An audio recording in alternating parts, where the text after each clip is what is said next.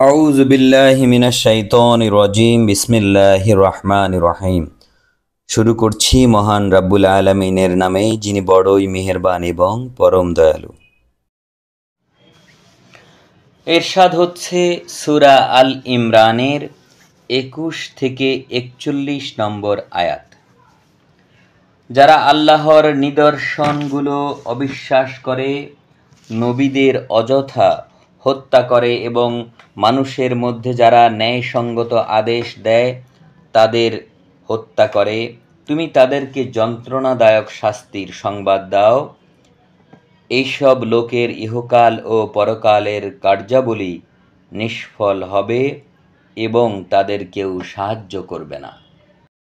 আপনি কি তাদের দেখেননি যারা কিতাবের কিছু অংশ পেয়েছে? আল্লাহর কিতাবের প্রতি তাদের আহ্বান করা হয়েছিল যাতে তাদের মধ্যে মীমাংসা করা যায়, অতঃপর তাদের মধ্যে একদল তা অমান্য করে মুখ ফিরিয়ে নেয়।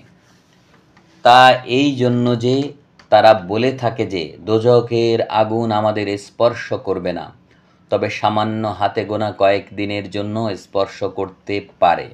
নিজেদের উদ্ভাবিত ভিত্তিহীন কথায় তারা ধোঁকা খেয়েছে। কিন্তু তখন কি অবস্থা দাঁড়াবে যখন আমি তাদেরকে একদিন সমবেত করব, যেই দিনের আগমনে কোনো সন্দেহ নেই, আর নিজেদের কৃতকর্ম তাদের প্রত্যেকেই পাবে। তাদের প্রাপ্য প্রদান মোটেই অন্যায় করা হবে না। বলুন, ইয়া আল্লাহ, তুমি সার্বভৌম শক্তির অধিকারী। তুমি যাকে ইচ্ছা রাজ্য দান করো এবং যার কাছ থেকে ইচ্ছা রাজ্য ছিনিয়ে নাও, এবং যাকে ইচ্ছা সম্মান দান করো আর যাকে ইচ্ছা অপমানে পতিত করো। তোমারই হাতে রয়েছে যাবতীয় কল্যাণ। নিশ্চয়ই তুমি সর্ববিষয়ে ক্ষমতাশীল। তুমি রাতকে দিনের ভেতরে প্রবেশ করাও এবং দিনকে রাতের ভেতরে প্রবেশ করিয়ে দাও। আর তুমি জীবিতকে মৃতের ভেতর থেকে বের করে আনো এবং মৃতকে জীবিতের ভেতর থেকে বের করো। আর তুমি যাকে ইচ্ছা বেহিসাব রিজিক দান করো। মুমিনগণ যেন অন্য মুমিনকে ছেড়ে কোনো কাফেরকে বন্ধুরূপে গ্রহণ না করে। যারা এইরূপ করবে আল্লাহর সাথে তাদের কোনো সম্পর্ক থাকবে না। তবে যদি তোমরা তাদের পক্ষ থেকে কোনো অনিষ্টের আশঙ্কা করো, তবে তাদের সাথে সাবধানতার সঙ্গে থাকবে। আল্লাহ তাআলা তার সম্পর্কে তোমাদের সতর্ক করেছেন এবং সবাইকে তার কাছে ফিরে যেতে হবে। বলে দিন, তোমরা যদি মনের কথা গোপন করে রাখো অথবা প্রকাশ করে দাও, আল্লাহ সেসবই জানতে পারেন। আর আসমান ও জমিনে যা কিছু আছে সেসবও তিনি জানেন। আল্লাহ সর্ববিষয়ে শক্তিমান।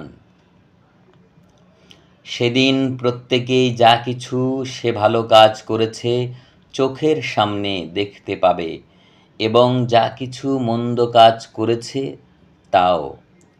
ওরা তখন কামনা করবে যদি তার এবং এসব কর্মের মধ্যে ব্যবধান দূরের হতো।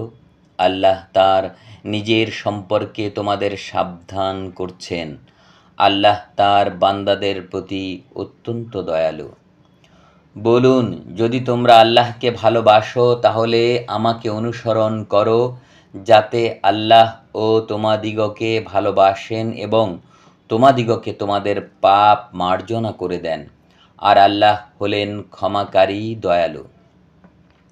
বলুন, আল্লাহ ও রাসূলের আনুগত্য প্রকাশ করো। বস্তুত যদি তারা বিমুখতা অবলম্বন করে তাহলে আল্লাহ কাফের দিগকে ভালোবাসেন না।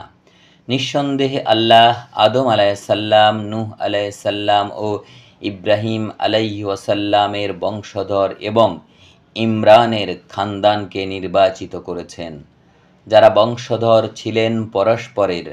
আল্লাহ শ্রবণকারী ও মহাজ্ঞানী। ইমরানের স্ত্রী যখন বলল, হে আমার পালনকর্তা, আমার গর্ভে যা রয়েছে আমি তাকে তোমার নামে উৎসর্গ করলাম, সবার কাছ থেকে মুক্ত রেখে আমার পক্ষ থেকে তুমি তাকে কবুল করে নাও। নিশ্চয়ই তুমি শ্রবণকারী, সর্বজ্ঞাত। তারপর যখন সে ওকে প্রসব করল, তখন সে বলল, হে আমার প্রতিপালক, আমি কন্যা প্রসব করেছি। আল্লাহ ভালোই জানতেন সে যা প্রসব করেছিল। ছেলে তো মেয়ের মতো নয়। আমি তার নাম মরিয়ম রেখেছি, আর অভিশপ্ত শয়তান থেকে তার ও তার বংশধরদের জন্য আমি তোমার শরণ নিচ্ছি। তারপর তার প্রতিপালক তাকে ভালোভাবেই গ্রহণ করেন ও ভালোভাবেই মানুষ করেন, এবং তিনি তাকে জাকারিয়ার তত্ত্বাবধানে রেখেছিলেন। যখনই জাকারিয়া তার সঙ্গে ঘরে দেখা করতে যেত, তখনই তার কাছে খাবার দাবার দেখতে পেত। সে বলতো, ও মরিয়ম, এসব তুমি কোত্থেকে পেলে? সে বলতো, এসব আল্লাহর কাছ থেকে। নিশ্চয়ই আল্লাহ যাকে ইচ্ছা অশেষ জীবিকা দান করেন। যেখানে জাকারিয়া তার প্রতিপালকের কাছে প্রার্থনা করে বলল, হে আমার প্রতিপালক, আমাকে তুমি তোমার কাছ থেকে সৎ বংশধর দান করো। নিশ্চয়ই তুমি প্রার্থনা শোনো। যখন তিনি ঘরের ভেতরে নামাজে দাঁড়িয়েছিলেন, তখন ফেরেশতারা তাকে ডেকে বলল, আল্লাহ তোমাকে সুসংবাদ দিচ্ছেন ইয়াহইয়া সম্পর্কে, যিনি সাক্ষ্য দেবেন আল্লাহর নির্দেশের সত্যতা সম্পর্কে, যিনি নেতা হবেন এবং নারীদের সংস্পর্শে যাবেন না। তিনি অত্যন্ত সৎকর্মশীল নবী হবেন। তিনি বললেন, হে পালনকর্তা, কেমন করে আমার পুত্র সন্তান হবে? আমার যে বার্ধক্য এসে গেছে, আমার স্ত্রীও যে বন্ধ্যা। বললেন, আল্লাহ এমনিভাবেই যা ইচ্ছা করে থাকেন। তিনি বললেন, হে আমার পালনকর্তা, আমার জন্য কিছু নিদর্শন দাও।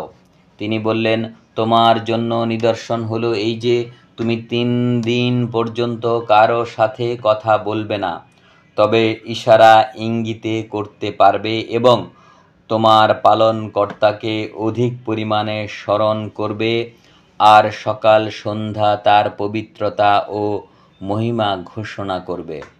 মহান আল্লাহ যা বলেছেন সত্য বলেছেন।